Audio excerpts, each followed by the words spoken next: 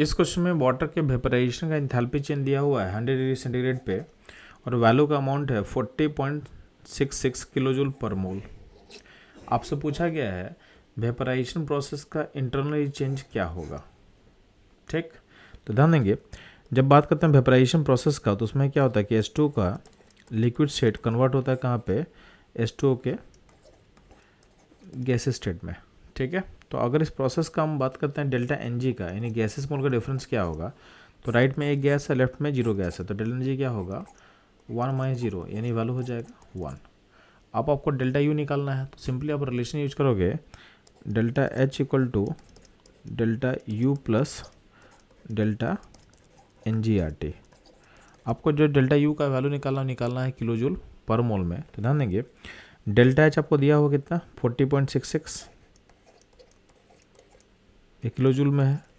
Delta U आपको पता करना है, Ng का वैल्यू कितना है 1, R का वैल्यू कितना पुट करोगे 8.314 और T का वैल्यू कितना पुट करोगे 100 डिग्री सेंटीग्रेड है, उसको चेंज करेंगे केल्विन में तो क्या होगा 373। अब ये वैल्यू जूल में आएगा तो इसको किलोजूल में करने के लिए क्या करेंगे डिवाइड करेंगे 1000 से। ठीक, तो डेल्टा U अब इसको कैलकुलेशन को हम ऊपर दिखाते हैं यहाँ पे, तो डेल्टा U बेसिकली जो होगा आपको डेल्टा H से कुछ माइनस करना पड़ेगा।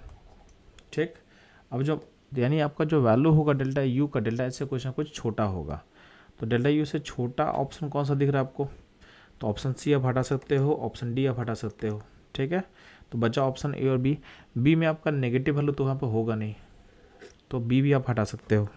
ठीक है, तो बचा क्या, बचा ऑप्शन A, तो आप सेफली ऑप्शन A को टिक कर सकते थे। ठीक है, अगर आपको एग्जैक्ट कैलकुलेशन करना है तो सिंपली क्या करोगे आप, यहाँ पे जो वैल्यू को दिख रहा है ना 8.314 एंड 373/1000, तो कहीं ना कहीं इसको आप अप्रोक्सीमेट करके क्या मान सकते हो, इसको आप 8 मान सकते हो, इसको 8 बोल सकते हो, और 373 को थोड़ा सा बढ़ा के लिख दो तो हो जाएगा अराउंड 400, यानी एक क्वांटिटी को हम बढ़ा दिए, एक क्वांटिटी को हम क्या किए घटा दिए, यानी यहाँ 8.314 को हम लिख दिए 8 और 373 को लिख दिए हम 400 के आसपास। दोनों का प्रोडक्ट कितना होगा, तो हो जाएगा 3200 डिवाइडेड बाई 1000 होगा, तो ये वैल्यू कितना हो जाएगा, ये वैल्यू हो जाएगा 3.2 के लमसम में, अराउंड 3.2 के आसपास हो जाएगा। ठीक, तो वैल्यू कितना हो जाएगा बच्चों 3.2 के आसपास होगा, तो आपका जो आंसर होगा डेल्टा H से हमको इस वैल्यू को माइनस करना है, तो 3.2 के अराउंड है, तो आपका जो आंसर होगा 40.66 माइनस 3.2, तो नियर अबाउट जो होगा ये हमारा ऑप्शन C से हमारा आंसर मैच कर जाएगा। तो आपको बिना एग्जैक्ट कैलकुलेशन किए भी इस तरीके से आप आंसर को निकाल सकते हो।